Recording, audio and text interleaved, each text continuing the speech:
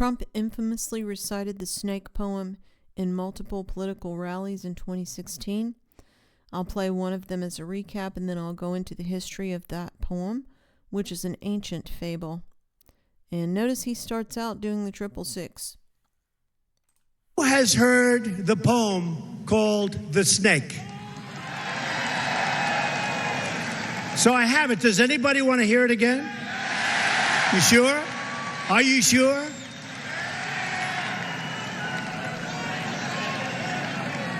Okay.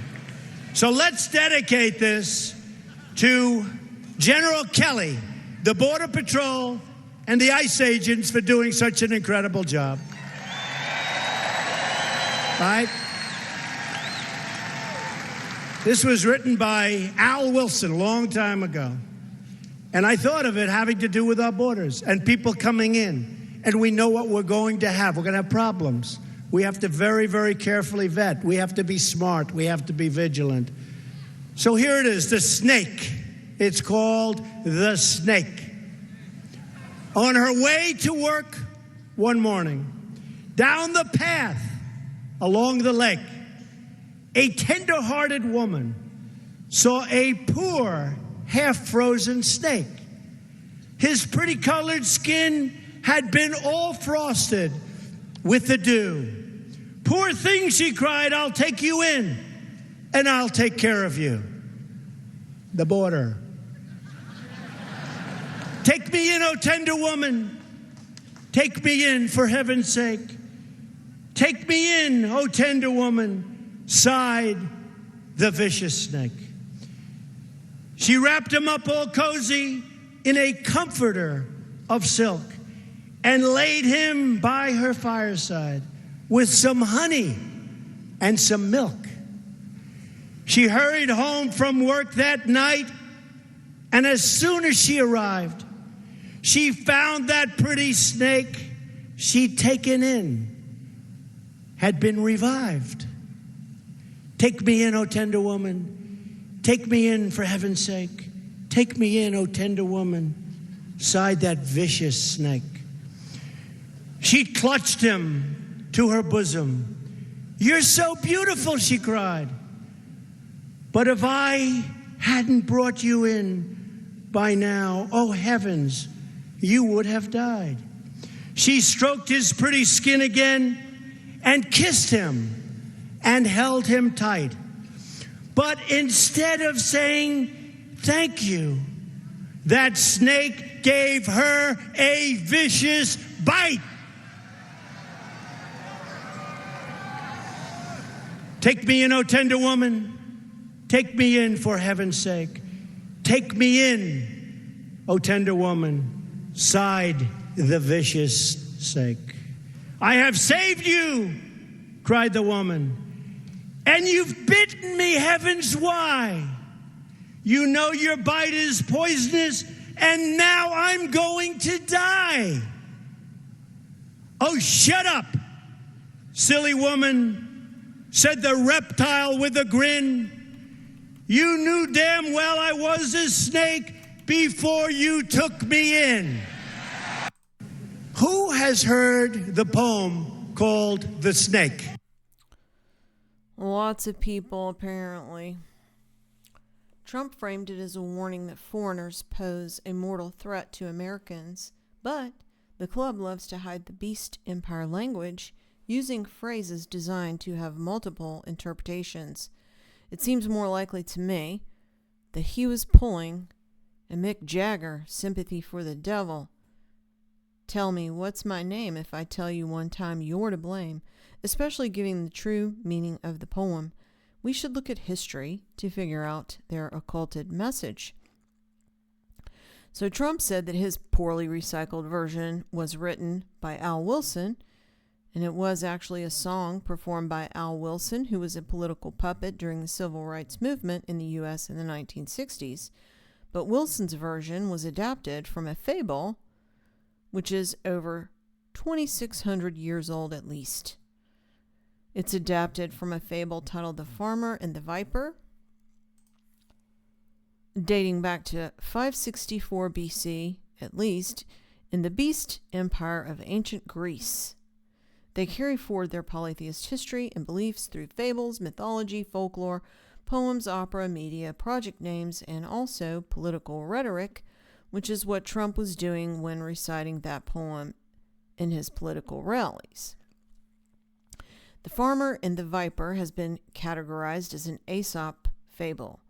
In some of sources, it's the source of the idiom to nourish a viper in your bosom, meaning kindness to evil will be met by betrayal. To nourish a viper in one's bosom. The original story concerns a farmer who finds a viper freezing in the snow. Taking pity on it, he picks it up and places it within his coat. The viper, revived by the warmth, bites the rescuer, who dies, realizing that it's his own fault. So Aesop's Fables are a collection of fables accredited to Aesop, who was classified as a sage who lived in ancient Greece between 620 and 564 BC. Many of the tales associated with him are characterized as anthropomorphic animal characters, meaning they are animals but with human characteristics, like mythological creatures or Disney characters. But some of the material for the story was likely from earlier sources than Aesop. Aesop's fables were part of oral tradition collected 3 centuries after his death. Regardless, the stories associated with his name have descended to modern times. The snake poem has been so widespread that allusions to it have become classified as proverbs. So let's look at how it was handed down and by whom to determine why Trump would have parroted it. So in 600 BC, one of the very earliest adaptations after Aesop is in a poem by the 6th century BC Greek lyric poet, otherwise known as a bard, named Theognis of Megara, who wrote from the viewpoint of an aristocrat confronted by social and political revolution. The poem was also referenced by Callimachus around 300 BC, and Callimachus was an ancient Greek poet, scholar, and librarian who was active in Alexandria, a representative of ancient Greek literature of the Hellenistic period who influenced poets of the Roman Empire. Then, in 75 BC, in the work of Cicero, the snake appears as Latin insinu viperum habere, meaning to have a snake in the breast. To have a snake in the breast.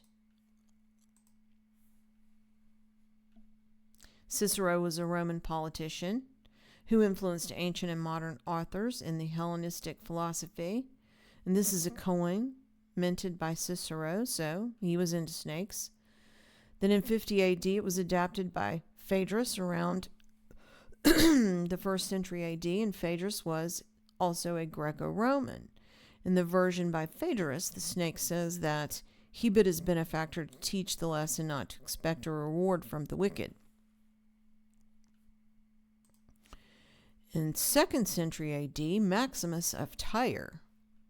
Remember, Tyre is a biblical wicked city. Maximus of Tyre referenced Aesop also. Maximus of Tyre was a Greek rhetorician, which means he was an expert in rhetoric. And rhetoric is one of the 7 sacred sciences taught to man by the fallen and still used today by politicians.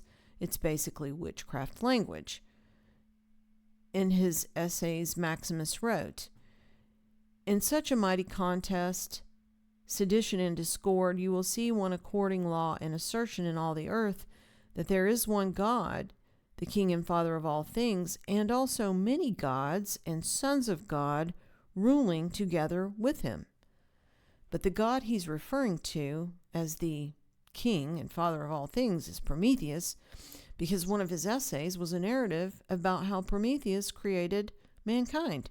He also wrote, "As animals form the intermediate stage between plants and human beings, so there exist intermediaries between God and man, demons who dwell on the confines of heaven and earth. The soul in many ways bears a great resemblance to the divinity, It's partly moral, partly immoral, and when freed from the fetters of the body becomes a demon. In 1200 AD, medieval versions of the fable, the snake answers the farmer's demand for an explanation with a counter question. Do you not know that there is enmity and natural antipathy between your kind and mine? This version also is accredited to Ordo of Cheriton, the son of a crusader, who studied at the University of Paris. He was a priest, and his collection contained 117 fables.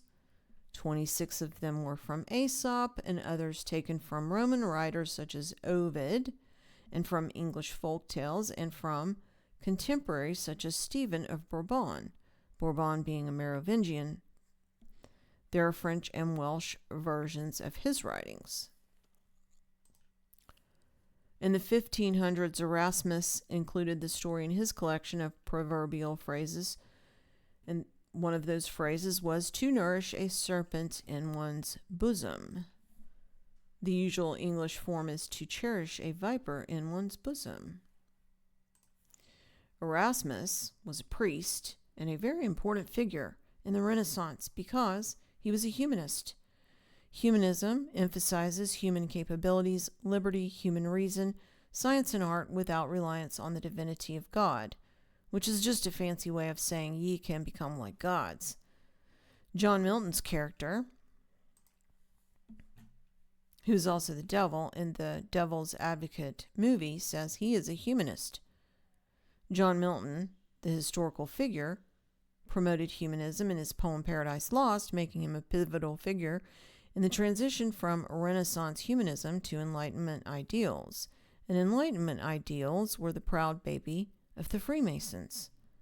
John Milton also claimed to be a Christian, but he was pagan, as is evidenced by his other writings, which I've reviewed before. I'll play the movie scene with John Milton as Satan now because them adding the line with Satan proclaiming to be a humanist is a huge clue for us. Let me give you a little inside information about God. God likes to watch. He's a prankster. Think about it. He gives man instincts. He gives you this extraordinary gift, and then what does he do? I swear, for his own amusement, his own private cosmic gag reel, he sets the rules in opposition. It's the goof of all time. Look, but don't touch.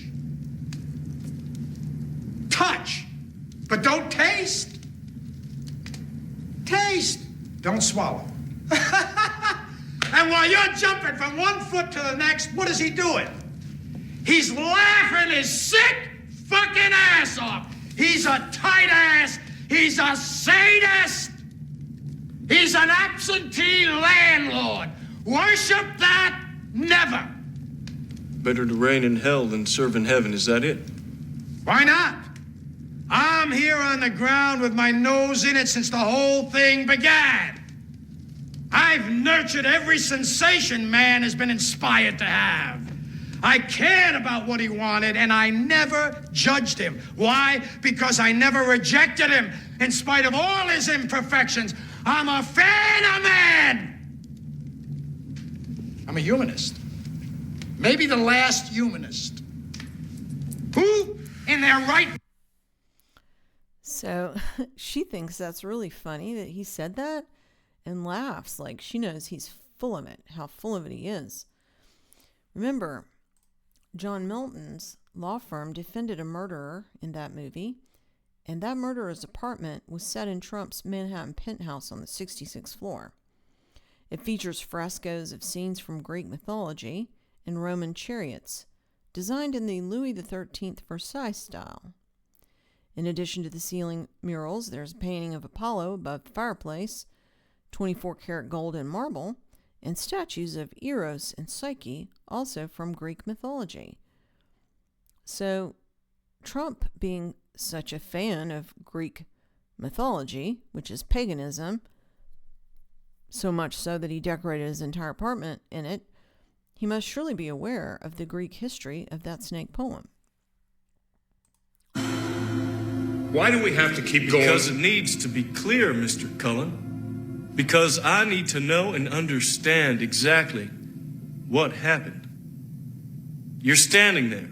You look down. There's the gun. Again, I don't know why I picked it up. It was before I saw Lucinda's body. Thanks for listening.